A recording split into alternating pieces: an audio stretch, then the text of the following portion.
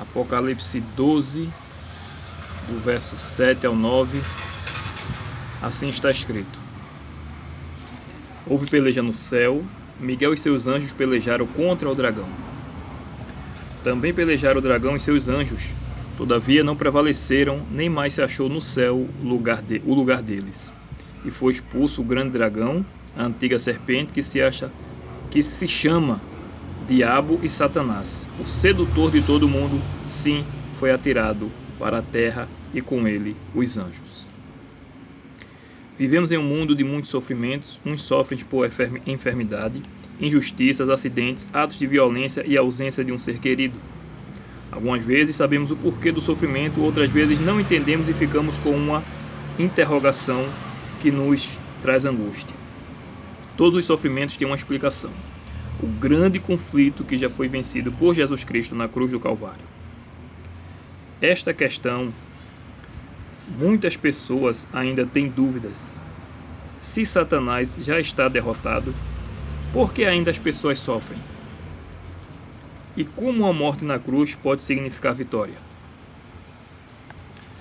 Lúcifer no céu, antes de sua rebelião, foi um elevado e exaltado anjo, o primeiro em honra, depois o amado Filho de Deus. Seu semblante, como os dos outros anjos, era suave e exprimia felicidade. A testa era alta e larga, demonstrando grande inteligência. Sua forma era perfeita, o porte nobre e majestoso. Uma luz especial resplandecia de seu semblante e brilhava ao seu redor, mais viva do que ao redor dos outros anjos. Isso está escrito em História da Redenção, na página 13. Ele era mais elevado porque ele estava ali, era o anjo cobridor, estava sempre próximo à Arca da Aliança, no lugar santíssimo, e consequentemente próximo do Deus Altíssimo. Mas a Bíblia diz: elevou-se o teu coração por causa da tua formosura, corrompeste a tua sabedoria por causa do teu resplendor. Ezequiel 28, verso 17. Dizia em seu coração: eu subirei ao céu, acima das estrelas de Deus exaltarei o meu trono. Subirei acima das mais altas nuvens e serei semelhante ao Altíssimo. Isaías 14, versos 13 e 14. Então aquele anjo tão lindo se corrompeu.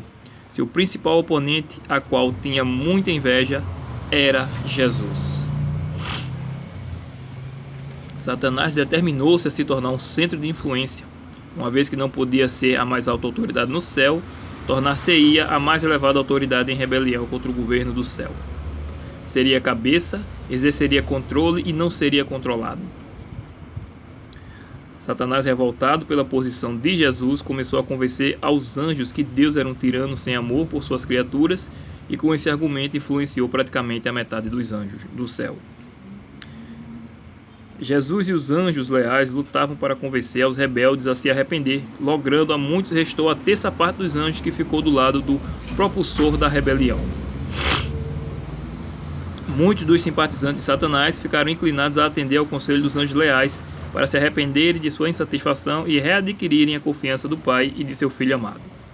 Satanás disse que tanto ele quanto os outros haviam ido longe demais para agora voltar, e que eles suportariam as consequências, que jamais se curvaria diante do Filho de Deus em adoração servil, que Deus não os perdoaria, e que agora teriam de assegurar a liberdade deles e obter pela força a posição e autoridade que não se lhes havia sido concedida voluntariamente.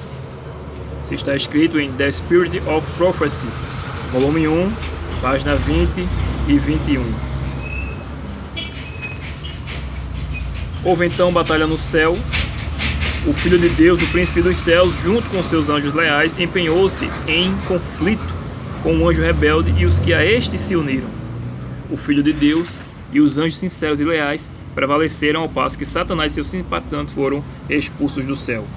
Mesmo livro, The Spirit of Prophecy, volume 1, na página 23. Os anjos que permaneceram ao lado de Deus poderiam ou não estar convencidos sobre o verdadeiro caráter de Deus. Satanás plantou dúvidas, e estas dúvidas poderiam permanecer por muito tempo. Assim como fez com os anjos do céu, fez com a humanidade. Satanás agora, no jardim do Éden, usou novamente sua arma sedutora e convenceu Adão e Eva a pecar. O pecado entrou no mundo e o sofrimento e a morte, mas Deus proveu a salvação. Jesus, o seu filho, foi enviado para morrer no lugar do pecador. A cruz, a morte de Cristo, é um símbolo de vitória e não de derrota, pois Deus provou seu amor para os anjos do céu. Aquelas dúvidas já não mais existem, e para a humanidade. Porque Deus amou o mundo de tal maneira que deu seu Filho unigênito para todo aquele que nele crê não pereça, mas tenha vida eterna. Aleluia. João 3, verso 16. Cristo não entregou sua vida antes que realizasse a obra que viera fazer, e ao exalar o Espírito exclamou: está consumado. João 19, verso 30. Ganhar a batalha. Sua destra e seu santo braço lhe alcançaram a vitória. Como vencedor, firmou sua bandeira nas alturas eternas. Que alegria entre os anjos! Todo o céu triunfou na vitória do Salvador. Satanás foi derrotado e sabia que seu reino estava perdido. O desejado de todas as nações, página 758. Satanás foi definitivamente derrotado. Agora somos salvos por meio do sacrifício de Cristo. A Bíblia diz: porque o salário do pecado é a morte. Romanos 6, verso 23. A humanidade teria que morrer, mas Cristo morreu em nosso lugar. Não essa morte que vemos hoje, a morte eterna. Infelizmente, muitos não aceitaram a Jesus como seu Salvador. Por isso existe tanto sofrimento. Satanás luta agora para a humanidade não ir para o lado do vencedor. Satanás começou a perseguir aqueles que proclamavam a verdade de que Cristo podia salvar a qualquer um totalmente através da graça.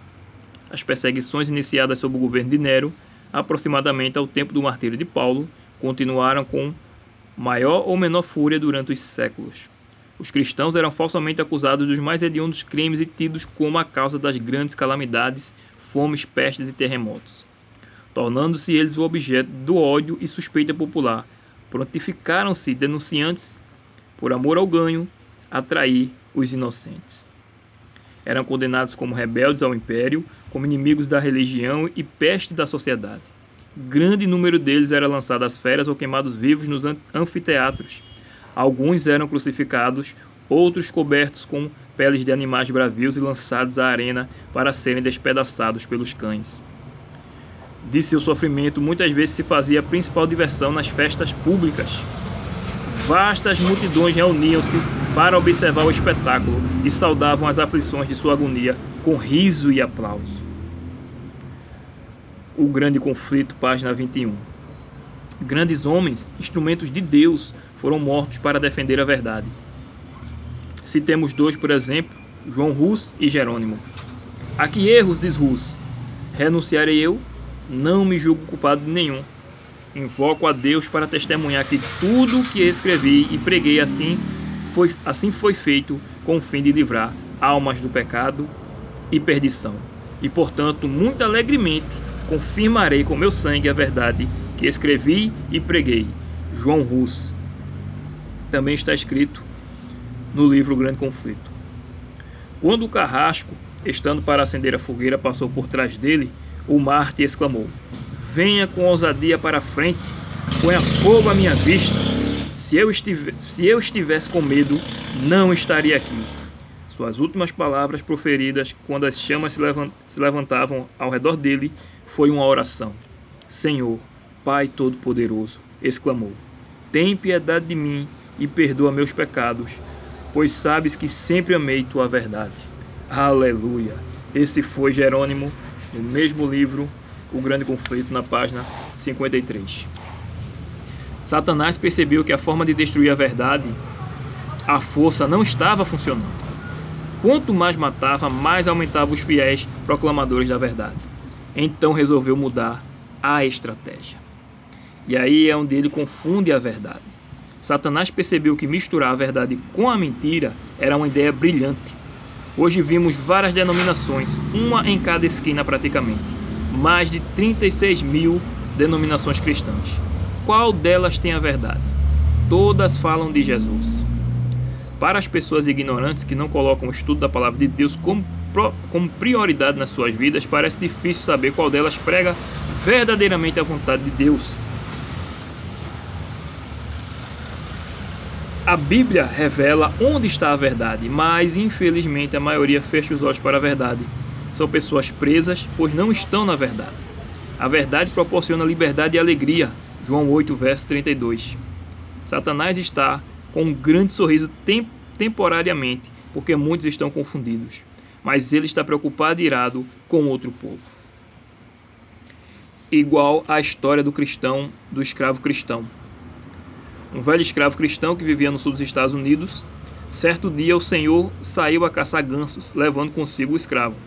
E voltando-se repentinamente para ele, disse: como é isso, que o diabo nunca tenta a mim, mas vive sempre a afligir você? Porque o tentará mais a um cristão do que a um descrente? E antes que o escravo pudesse achar a resposta, um bando de gansos chegou ao alcance deles, e o Senhor fez fogo. Mandou então ao escravo que se apressasse a ir apanhar os gansos feridos, deixando os mortos que esperasse para o fim. Quando o escravo voltou ao Senhor, já sabia o que havia de responder.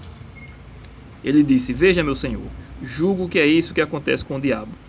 Ele pensa que eu sou apenas uma pobre alma ferida, de que ele quer se apoderar primeiro.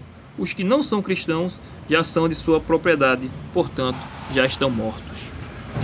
Havia uma grande dose de teologia no raciocínio desse velho escravo. Quando uma pessoa nasce na verdade de Deus, parece que todas as influências do mal se congregam contra ela.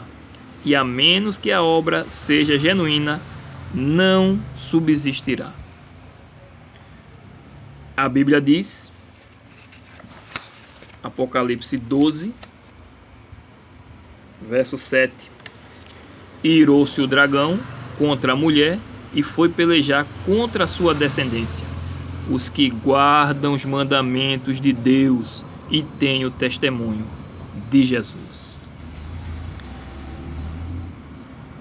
Conforme Apocalipse 12, 17, a guerra contra a mulher é contra o restante da descendência, aqueles que permaneceram fiéis e não se corromperam com as falsas doutrinas. Mas segundo a palavra de Deus, Apocalipse 12, verso 10, agora veio a salvação, o poder, o reino do nosso Deus e a autoridade do seu Cristo, pois foi expulso o acusador de nossos irmãos. Assim, pode-se afirmar confiantemente que o desfecho final do grande conflito é a vitória de Deus, do seu Cristo, Apocalipse 11, verso 15, e de todos aqueles que o aceitam, adoram e vivem por sua palavra, Apocalipse 2, verso 26, 27 e Apocalipse 3, verso 21. Desta maneira, o mal será definitivamente expulso da realidade cósmica deste universo, mas expulso sobretudo da realidade pessoal de cada cristão. Esse último texto foi escrito por João Antônio Rodrigues Alves. E abaixo na descrição deste vídeo eu vou deixar aqui alguns links para que você fique mais inteirado, um pouco mais inteirado sobre esse assunto do grande conflito e também sobre Apocalipse 12, 17, sobre a questão de qual igreja hoje, né, você pode seguir, né, alguns requisitos dessa igreja hoje, que você assista o tema e, se você achou relevante, que você compartilhe também com as suas redes sociais. Não esqueça de conferir os temas na descrição do vídeo e, quando puder, assista. Que Deus seja louvado na minha e na tua vida. Fique com a paz de Jesus e até o próximo vídeo, se Deus quiser. Amém.